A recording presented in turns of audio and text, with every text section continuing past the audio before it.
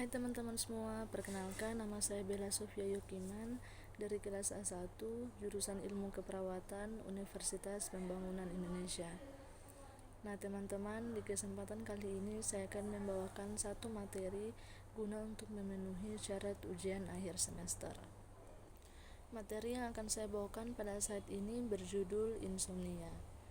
Bagian pertama, pengertian insomnia. Insomnia adalah gangguan yang menyebabkan penderitanya sulit tidur atau tidak cukup tidur meski terdapat cukup waktu untuk melakukannya. Gangguan ini bisa berdampak pada aktivitas penderita keesokan harinya. Insomnia berasal dari kata in artinya tidak dan sonmus yang artinya tidur. Insomnia berarti tidak tidur atau gangguan tidur. Insomnia ada 3 macam, yaitu pertama, terbangun di tengah malam dan sulit untuk tidur lagi. Yang kedua, gangguan tidur saat memasuki tidur. Yang ketiga, sering mengalami gangguan tidur saat bangun. Mereka mungkin mengalami kesulitan tidur atau tetap tertidur selama yang diinginkan. Insomnia biasanya diikuti oleh kantuk di siang hari, energi rendah, lekas marah, dan suasana hati yang depresi. Bagian 2, ciri-ciri dan gejala insomnia. Penderita insomnia akan sulit untuk merasakan ngantuk dan tidak bisa tertidur, terbangun pada malam hari atau dini hari dan tidak bisa tidur kembali.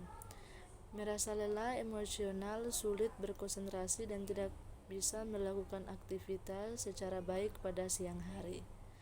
Tidak bisa tidur siang meskipun tubuh terasa lelah. Sulit tidur dapat membuat penderita insomnia kurang konsentrasi sehingga berisiko mengalami kecelakaan bila sedang berkendara. Insomnia juga bisa menurunkan daya ingat dan gairah seks serta menimbulkan gangguan fisik dan mental. Berikut menurut penelitian atau IWAN 2009, ada beberapa tanda dan gejala insomnia. Di antaranya 1. Kesulitan untuk memulai tidur. 2. Tiba-tiba terbangun pada malam hari. 3. Bisa terbangun lebih awal atau dini hari. 4. Merasa mengantuk di siang hari. 5. Sakit kepala pada siang hari. 6. Merasa kurang puas dengan tidurnya. 7. Merasa kurang nyaman atau gelisah saat tidur. 8. Mendapat mimpi buruk. 9. Badan terasa lemah, letih, kurang tenaga setelah tidur. 10. Jadwal jam tidur sampai bangun tidak beraturan. 11. Tidur selama 6 jam dalam semalaman. Bagian 3, penyebab insomnia. Insomnia bukan suatu penyakit, tetapi merupakan suatu gejala yang memiliki berbagai penyebab, seperti kelainan emosional, kelainan fisik, dan pemakaian obat-obatan. Sulit tidur sering terjadi, baik pada usia muda maupun usia lanjut.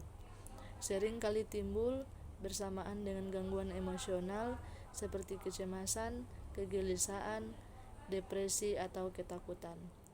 Orang yang pola tidurnya terganggu dapat mengalami irama tidur yang terbalik. Mereka tertidur bukan pada waktunya tidur dan bangun pada saatnya tidur. Hal ini sering terjadi sebagai akibat dari 1. Jet lag atau terutama jika bepergian dari timur ke barat. 2. Bekerja pada malam hari. 3. Sering berubah-ubah jam kerja. 4. Penggunaan alkohol yang berlebihan. 5. Efek samping obat atau kadang-kadang. 6. Kerusakan pada otak karena encephalitis, stroke, penyakit Alzheimer. Bagian 4, insomnia menurut para ahli.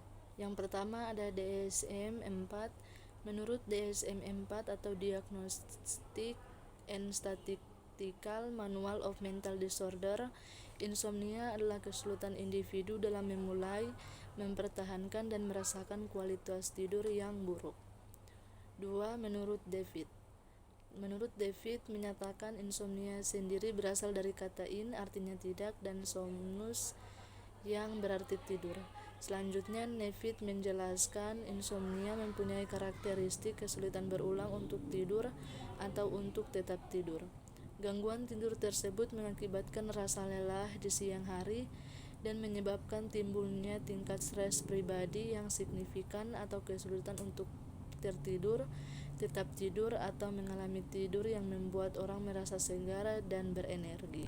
3. Menurut Joewana. Sedangkan Joewana mengatakan bahwa insomnia adalah suatu keadaan di mana seseorang tidak dapat tidur seperti yang diharapkan. Lalu, menurut Alimul, insomnia suatu keadaan ketidakmampuan mendapat tidur yang baik kualitas maupun kuantitas, dengan keadaan tidur yang hanya sebentar atau susah tidur. 5. Menurut Pinel.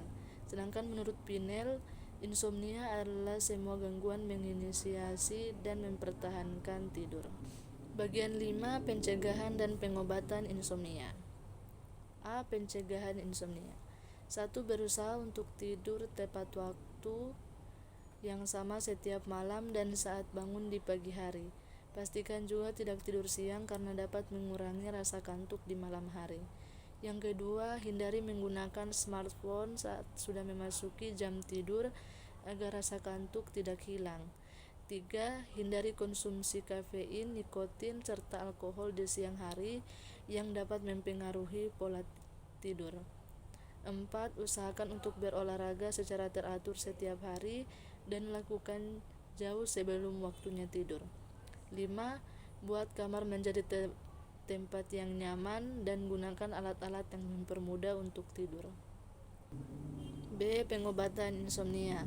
Pengobatan insomnia tergantung kepada penyebab dan beratnya insomnia.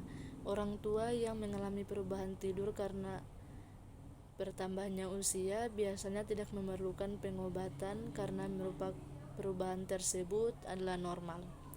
Penderita insomnia hendaknya tetap tenang dan santai beberapa jam sebelum waktu tidur tiba dan menciptakan suasana yang nyaman di kamar tidur. Cahaya yang redup dan tidak berisik. Jika penyebabnya adalah stres emosional, diberikan obat untuk mengurangi stres. Jika penyebabnya adalah depresi, diberikan obat antidepresi. Jika gangguan tidur berhubungan dengan aktivitas normal penderita dan penderita merasa sehat, bisa diberikan obat tidur untuk sementara waktu. Alternatif lain untuk mengatasi insomnia tanpa obat-obatan adalah dengan terapi hipnosis atau hipnoterapi. Itulah materi yang dapat saya bagikan. Saya harap teman-teman dapat memahami dan dapat bermanfaat. Selanjutnya, bagi teman-teman yang ingin melanjutkan bangku pendidikan di bidang studi sekolah tinggi, saya merekomendasikan salah satu kampus swasta terbaik di Manado, yaitu UNPI atau Universitas Pembangunan Indonesia. Nah, teman-teman, di UNPI sudah terakreditasi B atau baik.